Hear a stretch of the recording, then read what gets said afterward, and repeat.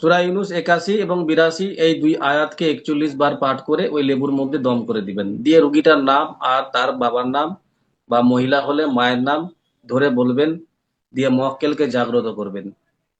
এ আয়াতের মুয়াক্কেলগণ, আপনাদের সকলকে আমার পক্ষ হইতে সালাম।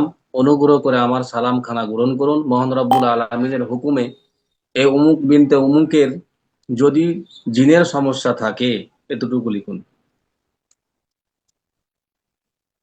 হযরত আবার একটু বললে ভালো হতো, আমি তো বুঝি নাই। কোনটা হযরত? বলেন বলেন। এই যে এখন মাত্র ঢুকছি তো, প্রথম থেকে কি বলছেন আমি তো শুনিনি, এই জন্য।